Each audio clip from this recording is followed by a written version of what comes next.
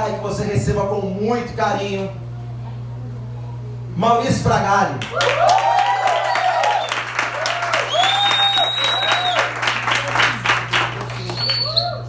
Boa noite, pessoal. Deixa eu esclarecer para você uma coisa. Eu sou um ser humano de carne e osso igualzinho você, igualzinho a ele. Eu tenho algumas qualidades e muitos defeitos. Então, não se impressione tanto com essa história toda que o Salmo está falando aqui, porque eu sou só um pregador da palavra, não é nada. Não sou nada de especial assim, não. E eu queria compartilhar uma palavra com vocês hoje aqui. Eu tenho uma missão dada por Deus, né? Que eu, pelo padrão que eu vejo na Bíblia, eu não me chamo de apóstolo, eu não me considero apóstolo, não quero ninguém me chamando de apóstolo, ordenando apóstolo, uma coisa parecida. Mas a missão que a gente tem na nova igreja é uma missão apostólica. Porque o termo apóstolo vem do grego, vem do latim que vem do grego. E o termo ele não foi traduzido, ele simplesmente é traduzido como apóstolo. Mas apóstolo significa alguém enviado com uma missão ou com uma mensagem especial, uma mensagem específica. Por isso Jesus é não só o autor e consumador da nossa fé, mas ele é o apóstolo da nossa fé. Porque a mensagem dele foi uma mensagem muito específica. A mensagem de Jesus foi a nova aliança, o reino de Deus. Então é uma mensagem muito específica, que não foi, ela foi ventilada, ela foi profetizada, né, no Antigo Testamento, mas ela não foi ensinada. E Jesus veio trazer uma visão completamente nova e diferente a respeito do reino de Deus. Por isso ele tinha um ministério apostólico. E a missão da nova, a mensagem da nova igreja é uma mensagem apostólica no sentido de que Deus nos tem chamado para pregar a palavra da graça e da fé. Amém. Tudo que a gente recebe de Deus só recebe pela graça. E graça é favor imerecido. Mas Deus ele concede a você pela graça, você recebe pela fé. Não existe uma fórmula tão complicada e diferente assim. Deus, ele pela graça, te abençoa pela graça, ele fornece a você os benefícios do reino de Deus, cura, libertação, restauração, vida abundante, família abençoada. Isso tudo é dado de graça, isso tudo é dado pela graça, mas é tomado posse pela fé. Significa o seguinte: se Deus derramar tudo o que ele tem para nós pela graça, mas do lado de cá não houver fé, isso tudo vai ficar flutuando no ar. Se ao contrário, Deus não entrega pela graça, você pode ter a maior fé do mundo, que não vai resolver o problema, porque você não vai arrancar nada de Deus à força. Ele dá pela graça, favor merecido. Você recebe pela fé, que é uma convicção, uma certeza de coisas que ainda nem são vistas. E essa é a missão que a gente tem recebido de Deus: ensinar ao povo de Deus fé e graça, graça e fé. Talvez, o pastor Saulo estava me contando ali que uma determinada pessoa que ele conheceu há um tempo atrás chamou a graça de desgraça. Essa desgraça, essa graça é uma desgraça, foi isso? A pessoa falou: essa graça é uma desgraça. Deixa eu dizer para você uma coisa aqui que eu espero que você leve com você. Quem não entende a graça, não entende a graça porque não entendeu antes o amor incondicional de Deus. Porque a graça só é graça porque o amor é incondicional. Porque se a graça é favor merecido, ela só é favor merecido porque o amor de Deus é incondicional. Porque se o amor fosse condicional, a graça já deixava de ser graça. Deu para entender? Amém, gente? Amém. Se a graça, ela é um fruto do amor, ela é um subproduto do amor. Ela só existe porque Deus é amor. Deus não é graça, Deus é amor. Mas por causa do amor de Deus, ele envia sobre nós a sua graça, o seu favor imerecido. Qual é a diferença daquilo que nós estamos vivendo e aquilo que o pessoal da época do Antigo Testamento viveu? Nós estamos debaixo de uma nova aliança. Deus é o mesmo, Deus não muda. A Bíblia diz que Deus é o mesmo ontem, hoje e será para sempre. Ele não muda, mas o modo, a maneira como ele se relaciona com o ser humano mudou, e mudou da água para o vinho. Porque no Antigo Testamento ele se relacionava com as pessoas através da lei. conosco hoje, depois de Jesus, por causa de Jesus, ele se relaciona conosco hoje através da graça. Ou seja, se o Antigo Testamento é o veículo que me mostra a lei, que demonstra a lei, que ensina a lei, e eu não estou mais debaixo da lei, e sim da graça, isso significa que no Antigo Testamento não existem doutrinas para nós que somos a igreja. O Antigo Testamento tem sombras, tem tipos, tem metáforas, tem símbolos que apontam para Jesus, que apontam para a nova aliança, mas não tem doutrina para nós. Vou dar para você um exemplo bem claro, bem simples. Nós devemos amar o nosso próximo? Como? Como é que a Bíblia diz que a gente deve amar o nosso próximo? Como Jesus nos amou. Eu fico super feliz de ouvir você responder desse jeito, porque na maioria das igrejas que eu vou, o pessoal responde: a gente tem que amar o próximo como a nós mesmos. Mas isso é o Antigo Testamento. Isso está escrito no livro de Levítico, isso está escrito no livro de Deuteronômio. Na nova aliança, houve um upgrade, houve uma mudança, houve uma transformação. Vocês deveriam amar segundo a lei, vocês deveriam amar o próximo como a si mesmos. Mas agora, na nova aliança, vocês precisam amar uns aos outros como Jesus amou vocês. Como Jesus nos amou. É completamente diferente.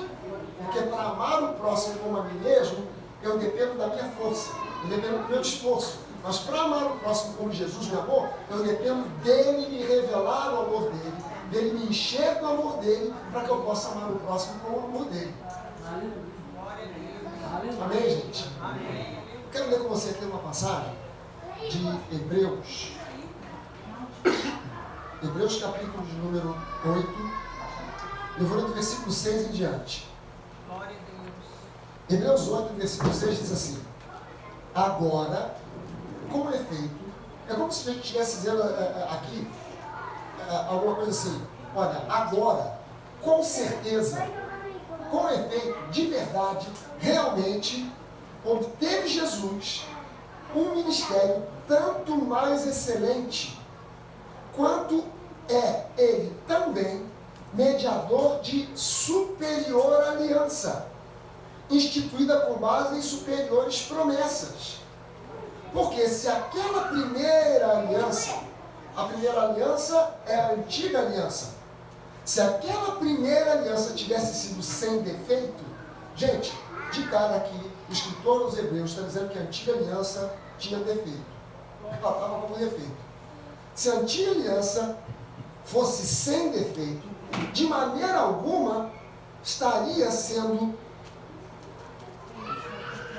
Peraí que eu perdi aqui a leitura. Estaria sendo buscado lugar para uma segunda aliança. E de fato, repreendendo-nos, ou seja, repreendendo ao povo da antiga aliança, ao povo hebreu, diz: eis aí vem dias, diz o Senhor, e eu firmarei uma nova aliança com a casa de Israel e com a casa de Judá, não segundo a aliança que eu fiz com os seus pais, no dia em que os tomei pela mão, para os conduzir para fora da terra do Egito, pois eles não continuaram na minha aliança, e eu não atentei para eles, diz o Senhor, porque esta é a aliança que eu firmarei com a casa de Israel depois daqueles dias, diz o Senhor. Na sua mente eu imprimirei as minhas leis, e também sobre o seu coração as escreverei. Eu serei o seu Deus, eles serão o meu povo.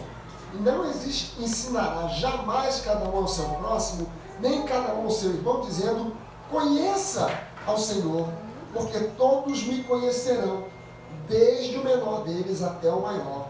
Pois, para com as suas iniquidades, eu usarei de misericórdia, e dos seus pecados, eu jamais me lembrarei. Gente, quando você dá uma olhada aqui, eu posso ler para você também o versículo 13? Ele diz: quando ele diz nova, torna antiquada a primeira. Ora, aquilo que se torna antiquado e envelhecido está prestes a desaparecer. O que é que está valendo para mim e para você hoje? É a nova aliança, não a antiga. Então eu preciso estudar a nova aliança para conhecer a nova aliança e usar os óculos da nova aliança para entender o Antigo Testamento. A Bíblia é um livro diferente. Eu ia até usar um termo aqui, a Bíblia é um livro esquisito, porque qualquer livro, se eu desse para você um livro de presente, como é que você leria? Se eu desse para você, por exemplo, um livro Os Três Mosqueteiros, você começaria lendo no capítulo 7? Ou você começaria no capítulo 20? Então, como é que você começaria? Aonde? No capítulo 1. Você abriria a capa, daria uma olhada, né? Prefácio, introdução, capítulo 1. É aqui que começa a história. Então é aqui que eu vou ler. É a partir daqui que eu vou começar. Aí você ganha uma Bíblia. Você se converte, ganha uma Bíblia. Te dá uma Bíblia. Como é que você vai ler a Bíblia? Você faz como você lê qualquer livro. Você abre a Bíblia e começa Gênesis capítulo 1. E aí você, no livro de Gênesis, você não entende muito o primeiro capítulo, o segundo capítulo, mas tem história. Aí você começa a ver a história de Abraão, Noé, aquela coisa toda. Você, legal, você vai entendendo ali. Quando você vai para o livro de Êxodo, você ainda vai bem, porque tem também história. Aí você vê ali a história do povo de Israel, o deserto, aquela coisa toda. Mas quando você termina Êxodo, você chega em Levítico, dá um nó. Aí você trava. Ali você trava. Se você conseguir ultrapassar pelo livro de Levítico, você vai encarar Deuteronômio. Deuteronômio você fala, meu Deus do céu, não estou entendendo nada. Isso aqui é curso é um curso para açougueiro, porque pega o cordeiro, mata, tira um pedaço, bota no fogo, joga na fogueira, pega a pele, faz não sei o quê. Você fica confuso com aquele negócio. E se você conseguir ultrapassar, você vai encontrar números que tem aquela montoeira de genealogia, com aquela montoeira de nome esquisito, fulano que gerou Beltrano, que gerou Ciclano, que gerou... E você fala, meu Deus do céu, para que está citando esse povo todo? Não estou entendendo nada. Você desiste. Ou você continua lendo sem entender bolhufa. Você continua lendo sem entender nada. Você continua lendo só por um compromisso com a religiosidade. Porque você tem medo de parar e Deus te amaldiçoar. Então você continua. Você tem medo de você parar de ler e Deus não se agradar de você. Aí você continua a ler mesmo sem entender. Mas Deus não planejou que a Bíblia seja um livro que a gente leia e não entenda. Então como é que é a sequência que eu devia fazer, que eu devia usar para ler a Bíblia? Eu não posso começar pelo livro de Gênesis. Eu preciso começar no Novo Testamento porque eu estou inserido de cara na Nova Aliança. E a Nova Aliança se expressa através do Novo Testamento. Então, de cara, eu deixo o Antigo Testamento para daqui a pouco, para depois, para mais tarde, e vou no Novo Testamento. E eu não começo em Mateus, eu começo em João. Por que eu vou para o Evangelho de João? Porque no Evangelho de João é onde Jesus revela quem ele é. Os Evangelhos de Mateus, de Lucas, de Marcos, são evangelhos que contam a história do ministério de Jesus. Jesus foi e fez isso. Jesus foi e fez aquilo. Jesus foi e pregou essa mensagem. Mas o Evangelho de João é onde Jesus diz: eu sou o caminho, a verdade e a vida. Ninguém vem ao Pai se não for por mim. Eu sou o bom pastor. Eu sou a porta das ovelhas.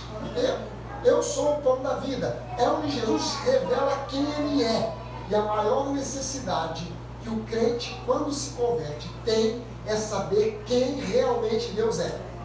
Porque a gente chega na igreja com uma porção de ideias erradas a respeito de Deus. A gente imagina coisas, aprende coisas que o mundo ensina, que a religiosidade ensina, que certas igrejas ensinam, que a tradição ensina, e quando você vai conferir na palavra, está tudo errado. Então eu de cara preciso saber quem Deus é. Aí no Evangelho de João eu vou entender uma coisa: Deus é bom. Deus é amor. Eu vou entender que Deus hoje não está no negócio do julgamento. A coisa de Deus hoje é salvação. Deus hoje não está julgando absolutamente ninguém. Deus hoje está salvando todo aquele que quer.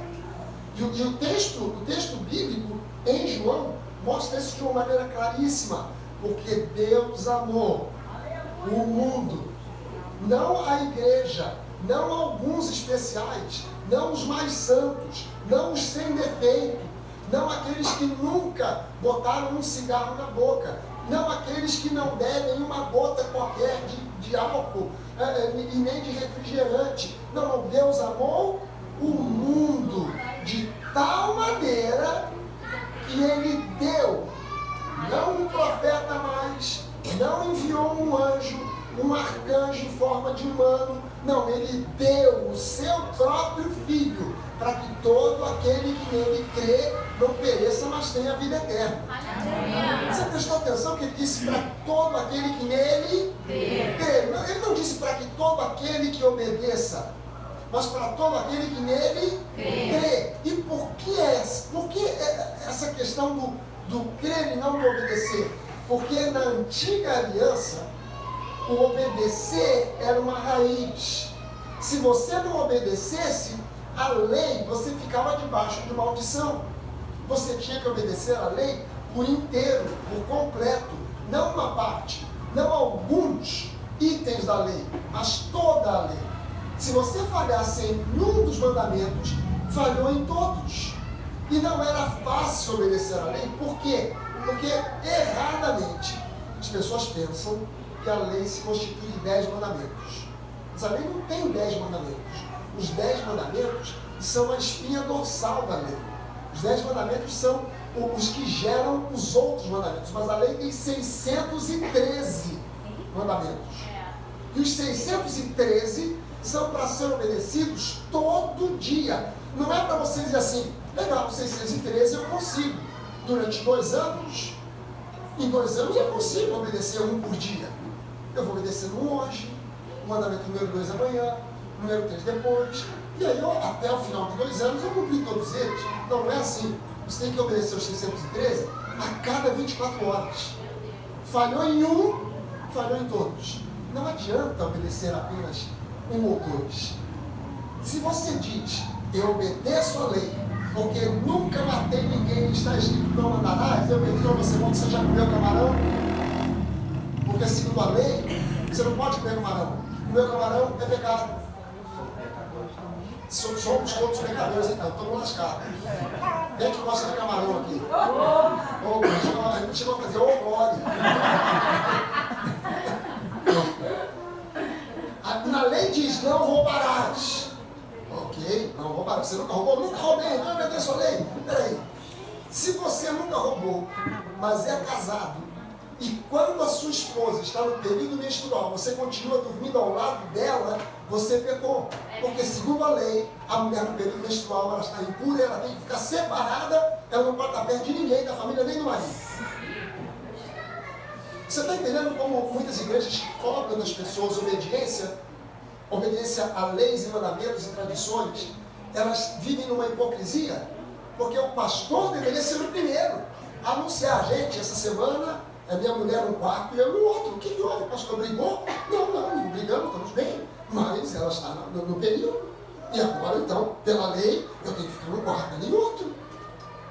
E existem tantos detalhes, tantos mandamentos, que você fica tonto, porque você não consegue. Eu fico impressionado que Deus dá a lei para Moisés, 2 tábuas com os 10 mandamentos, e manda simplesmente que o povo obedeça. Mas se eu fosse Deus, eu ia fazer diferente. Se eu fosse Deus, eu ia fazer diferente, porque se é para todo mundo obedecer a lei, olha só o que Deus faz. Moisés, está aqui a lei. Pega essas 2 tábuas de pedra e coloca dentro da arca da aliança e diz que se alguém tirar a tampa e olhar, não precisa nem ler, só olhar, vai cair morto fulminado. Gente, se era para todo mundo obedecer a lei, eu, se fosse Deus, eu ia dizer: Moisés, aqui as 2 tábuas da lei, eu vou te dar um adiantamento do futuro. Eu vou te dar também uma máquina Xerox. E você vai fazer cópias para cada uma das 5 milhões de pessoas que saíram do Egito. E cada uma delas vai ter uma cópia xerox da lei em casa. E todo dia de manhã, antes de sair para qualquer coisa, leia a lei, decore a lei para obedecer a lei. Mas o povo nem viu a lei. E Deus mandou pegar a lei e botar dentro da Arca da Aliança para que ninguém visse. Por quê? Porque a lei nunca esteve no coração de Deus. Deus nunca intencionou dar a lei ao povo. Se você for ler Êxodo 19, Êxodo 20 é onde Deus dá a lei. Mas em Êxodo 19, Deus diz: Moisés, fale com o povo que amanhã, mande o povo se santificar, porque amanhã eu vou estabelecer a minha aliança com o povo. Ele não disse: eu vou entregar a minha lei. Ele disse: eu vou estabelecer a minha aliança com o povo. E aí Moisés vai e anuncia para o povo: atenção, povo, amanhã Deus vai firmar a sua aliança conosco. Então hoje vamos nos santificar. O povo diz: não, não, não, Moisés. O que a gente está vendo nesse Monte Sinai nos assusta. Nós não queremos relacionamento com Deus. Você fala com Deus, traz o recado. E tudo que o Senhor disser, nós faremos. Gente, se eu dissesse para você, gente, eu daqui a meia hora, desculpa, eu fui para perto da caixa do microfone. Não se preocupa não, tá tudo certo. Eu que errei, chega perto da caixa. Se eu dissesse para você, daqui a meia hora, eu vou dar algumas ordens a vocês. O que você faria? Você já bateria no peito e diria: tudo que o pastor disser nós faremos? Ou você esperaria a meia hora para primeiro ouvir e depois saber se você tinha condições ou não de obedecer? Esperaria. Você esperaria? Pois é, mas o povo bateu no peito antes e disse: não, deixa com a gente consegue. Agora tu imagina, se daqui a meia hora você primeiro dissesse: deixa comigo, pastor, que eu vou fazer. E eu dissesse daqui a meia hora: o meu pedido para você é que você suba num prédio de 10 andares e jogue lá de cima sem paraquedas. Mas você não esperou a meia hora para saber qual era a ordem que eu ia dar? O povo não esperou, simplesmente bateu no peito: tudo que Deus mandar, a gente vai fazer. Cara, como é que você diz que vai fazer alguma coisa que você nem sabe o que é? Você não sabe se você vai aguentar. A mãe de João, o João evangelista, o autor do evangelho de João, ele tinha um irmão, Tiago. E a mãe deles foi para Jesus. Jesus, quando você entrar no seu reino, você pega os meus 2 filhinhos, bota um à sua esquerda, outro à sua direita, para serem ministro, um da economia e o outro de, sei lá, de alguma coisa aí. Jesus, sabe o que Jesus espera? A senhora não sabe o que a senhora está pedindo. Porque a senhora ainda não conhece o reino. A senhora não sabe como é que funciona esse reino. A gente está pedindo para um sentar de direita para a esquerda. A senhora acha que seus filhos estão preparados para isso? Que eles vão aturar, que eles vão aguentar, que eles vão segurar essa peteca? Será que eles vão aguentar? Então olha só, a senhora está pedindo? Legal, eu vou botar. Mas a senhora depois vai chorar. Porque a senhora não sabe como vai ser. Então, o povo que já bateu no peito, isso foi para Deus um sinal de arrogância. Então olha só, Moisés, já que eles não querem relacionamento, eu queria intimidade com eles. Agora você coloca uma linha ao pé do Monte Sinai e qualquer um que ultrapassar essa linha, seja homem ou animal, será flechado ou apedrejado. Durante 1500 anos, esse povo tentou obedecer à lei sem nunca conseguir, dependendo única e exclusivamente da misericórdia do nosso Deus, que é um Deus gracioso, amoroso, misericordioso, porque senão ninguém tinha sobrado para contar a história. Ninguém teria sobrado para contar a história. Ninguém chegaria até os dias de hoje. Deus seria desconhecido de todos nós. Ele tem que começar tudo de novo. Tomara que fosse conosco, né? Mas que ele não nos ignorasse. Porque alguém lá atrás encarou um Deus que não tinha misericórdia, que não era amoroso, que não era bom.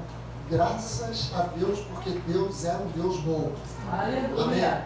Amém? Ele é um Deus bom. E agora, Ele nos dá uma nova aliança, que não se baseia na lei, que se baseia na graça. Olha que diferença.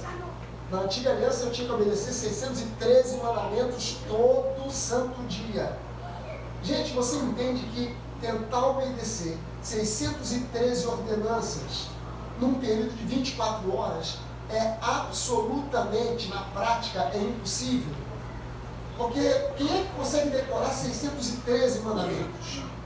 Quem consegue guardar 613 mandamentos não falhar em nenhum deles? E o que é pior, não adiantava eu ser perfeito hoje. Cara, hoje eu venci, obedeci aos 613. E amanhã? Tinha que repetir de novo.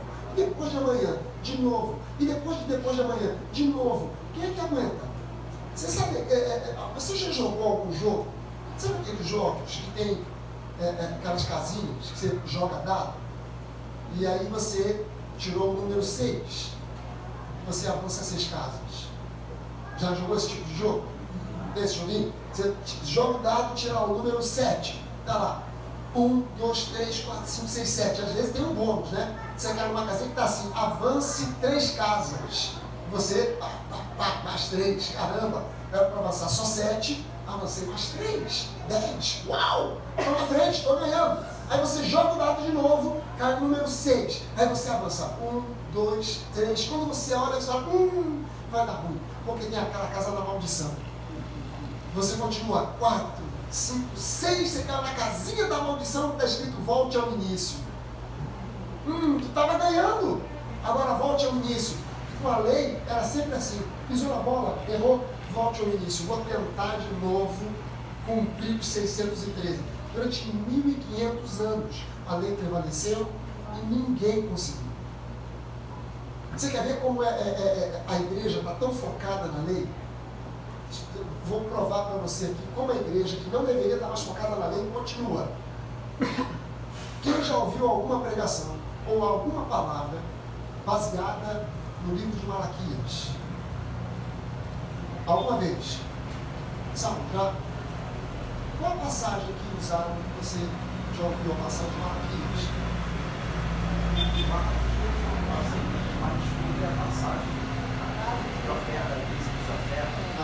Malaquias capítulo 3, versículo 10. Não é isso? Vocês estão debaixo de maldição porque vocês me roubam nos dízimos e nas ofertas. Quem aqui já leu o capítulo 1 de Malaquias? Alguma vez na vida?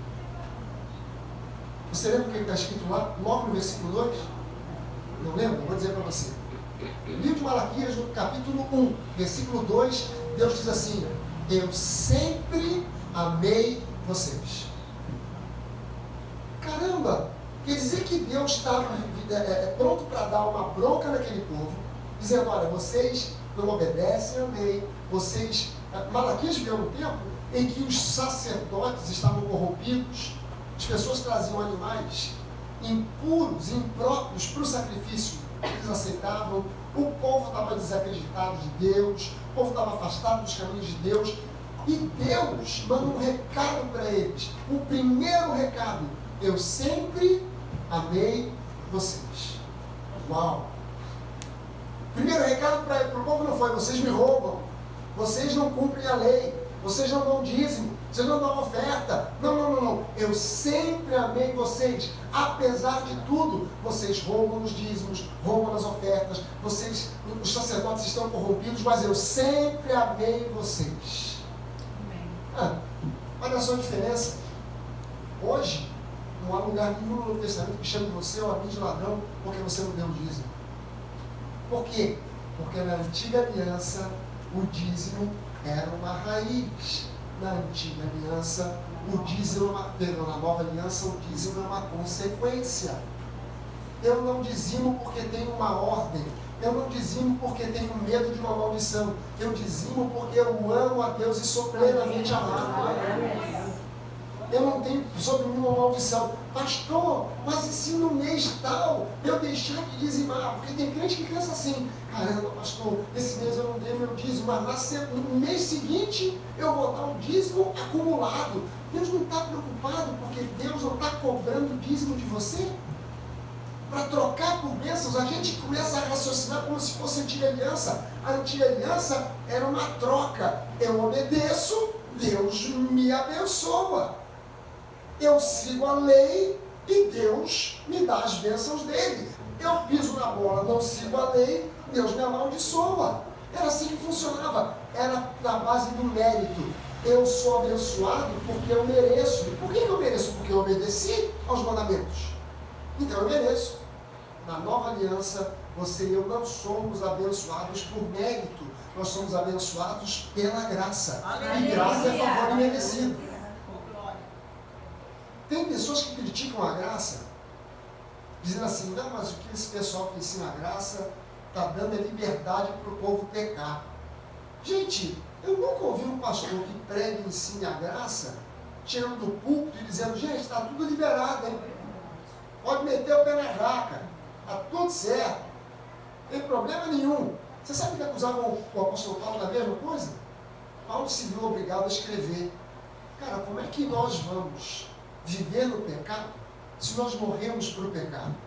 Pelo contrário, aonde superabundou o pecado, onde houve abundância do pecado, superabundou, e o termo original nem é esse, o termo original grego é hiperabundou a graça. Aonde houve abundância do pecado, houve hiperabundância da graça. Quem tem mais força, afinal de contas, é o pecado ou é Jesus? Então eu não tenho que ter medo do pecado, porque eu já venci o pecado em Cristo. O pecado já foi vencido por Jesus na cruz do Calvário. Eu não tenho que ter medo do pecado. Ah, pastor, mas a gente pode pecar? Pode, mas quanto mais você conhece a graça, menos você peca. Quanto mais da lei você tenta obedecer, mais fácil que você pecar. Já reparou que os grandes escândalos vêm sempre das igrejas legalistas? Aquele pastor que tanto metia marreta, batia em todo mundo todo domingo. De repente o pessoal descobre, caramba, o pastor tinha uma amante, ninguém estava sabendo. Ih, caramba, o pastor meteu a mão na grana da igreja, meteu o pé, vazou, foi embora. Mas o pastor dizia que estava todo mundo roubando a Deus, porque não estava trazendo dízimo. E agora o pastor meteu a mão no dinheiro e meteu o pé. Caramba, engraçado isso, né? Quanto mais lei se prega, mais pecado acontece. O pessoal fala das igrejas da graça. A minha igreja é bem parecida. Área de preta, luz piscando. Parece uma boate. Parece uma boate. Quem entra fala, meu Deus do céu, isso aqui é uma igreja, é uma boate. Mas é engraçado que eu fico toda semana, chega para mim história, rapaz, naquela igreja onde o pastor fala que a nova é a igreja de licença para pecar, as jovens lá estão tudo engravidando sem casar. Ixi, mas não devia ser na nova, não devia ser lá, não devia ser aqui.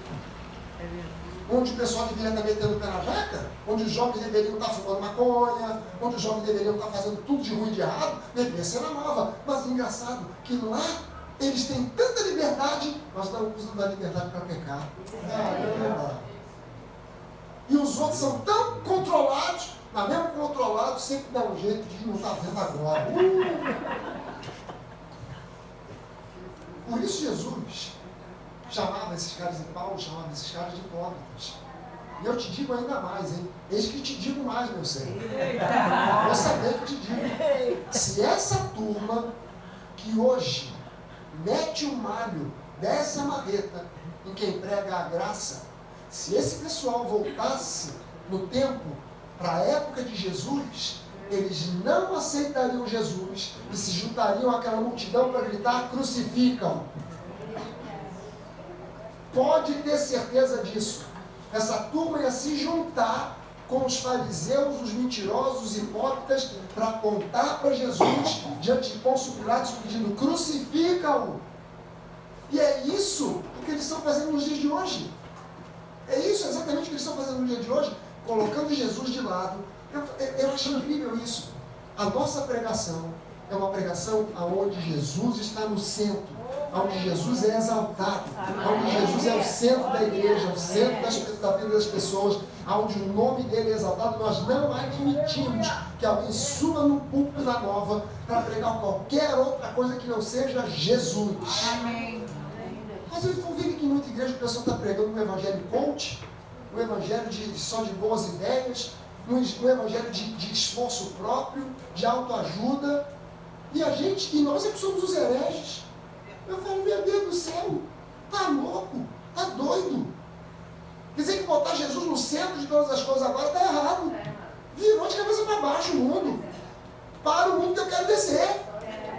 Meu Deus, o que é isso? Me doidou todo mundo. Mas aqui nesse texto, que a gente leu em Hebreus, diz que hoje Nessa nova aliança profetizada por Jeremias, Deus nos prometeu: das iniquidades de vocês, para com as iniquidades de vocês, eu vou tratar com misericórdia, e dos seus pecados eu jamais me lembrarei. Aleluia. Para pensar nisso. Para pensar nisso. Você acha que Deus sofre de amnésia? Você acha que Deus sofre de falta de memória? Deus não sofre de falta de memória. Mas Ele, pelo seu poder e autoridade, Ele decidiu não lembrar. Ele é tão poderoso que eu não consigo esquecer, mas Deus esquece. Quer dizer, o Saulo pode fazer alguma coisa contra mim, eu ficar muito chateado com ele me pede perdão, eu perdoo. Mas é ruim de esquecer. É ruim de esquecer. Eu quero esquecer. Eu não quero ficar guardando na cabeça: poxa, mas o Saulo naquela época, naquele dia, naquele momento, ele pisou na bola comigo. Não, mas eu não quero esquecer. Por quê? Porque ele já pediu perdão, a gente já se reconciliou, ele já mostrou que ele mudou de fato, de verdade. Mas se eu tentar lembrar, eu consigo. Mas Deus não consegue. Por quê? Porque pelo seu poder, Ele mesmo se impede. Ele impede a si mesmo de ficar lembrando o que de errado você fez há 5 minutos atrás. Amém. Porque dos nossos pecados Ele diz: eu jamais me lembrarei. Isso é licença para você e eu pecar? Pelo contrário, isso constrange o meu coração e me diz: caramba, eu não quero desagradar a Deus de modo nenhum, eu quero distância do pecado. E na verdade, gente, você já leu na Bíblia? Paulo dizendo o seguinte: todos nós, com o rosto desvendado, somos transformados de glória em glória, na própria imagem do Senhor, que é o Espírito. Já leu isso? Já leu, né? Olha o que Paulo está dizendo. E todos nós, com o rosto desvendado, sendo quem nós somos, sem tentar forjar um personagem para Deus, sem tentar impressionar Deus com a nossa religiosidade, sem tentar impressionar Deus com a nossa maneira de orar, com os nossos jejuns e com as nossas idas à igreja e etc e tal, sem tentar impressionar a Deus, sendo quem nós somos de fato e de verdade, nós somos transformados de glória em glória pela ação do Espírito Santo. Por quê? Porque Deus não consegue transformar um personagem. Deus só consegue transformar você quando você é você. E graça não é licença para pecar. Graça é licença para você ser quem você é. Aleluia. Sem precisar fingir. É óbvio que nós aqui não somos um grande grupo, mas eu garanto para você que há aqui níveis diferentes de maturidade. Uns amadurecem mais rápido, outros demoram mais tempo. Irmãos dentro de casa, criados pelos mesmos pais, com as mesmas condições econômicas, e de repente um é mais maduro e o outro ainda é super imaturo.